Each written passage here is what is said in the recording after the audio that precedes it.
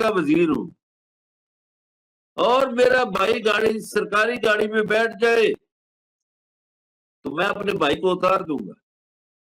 میں کہوں گا نہیں، یہ گاڑی وزیر کے لیے، میرے ذاتی کام کے لیے بھی وہ گاڑی نہیں جائے گی. وہ سرکاری کام ہوگا تو وہ گاڑی استعمال ہوگی. میں نہیں کروں گا. امانت ہے، میں خیانت کیوں کروں جی اس میں؟ میں نے مختصر سی زندگی گزار کے اللہ کے پاس جانا ہے.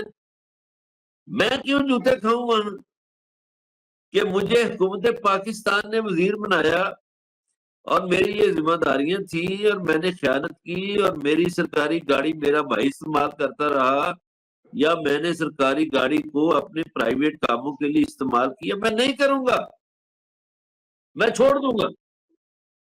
مجبوری میں، قومی مفاد میں اپنی سیاست کو قربان کیا ہے، خود اپنی وزارت عظمیٰ کو قربان کیا ہے، اب اپنے بھائی کو دی ہے. اسی لیے تو دی ہے کہ یہ اس وقت ملک اور قومی تقاضا تھا کہ اس کو کوئی سنبھالے آ کے. اگر شاہد صاحب اگر ان کو قومی مفاد عزیز ہوتا تو آج پاکستان میں پیدا ہونے والا بچہ 3.5 لاکھ کا مقروض پیدا نہ ہوتا.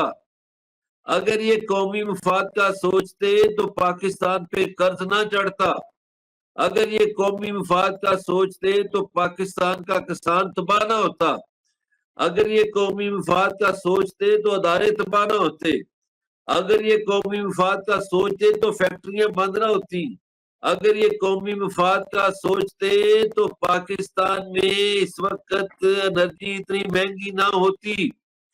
یہ قومی مفاد کا سوچتے ہی نہیں، یہ ذاتی مفاد کا سوچتے ہیں.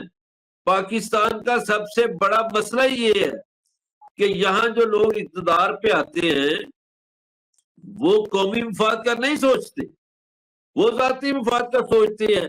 ان کی فیکٹریاں بڑھ گئی، ملکی ادارے تباہ ہو گئے. ان کی ایئر لائنیں بڑھ گئی، ملکی ایئر لائن بڑھ گئی. ان کی تو سٹیل ملیں چل رہی ہیں لیکن جو قومی سٹیل مل ہے وہ بند پڑی ہے. ان کی شوگر ملیں چل گئی، جو سرکاری شوگر ملیں تھی وہ بند ہو گئی. انہوں نے کباڑ کے بھاؤ لے لی. کباڑ کے بھاؤ. ریلوے کو کس نے برباد کیا ہے؟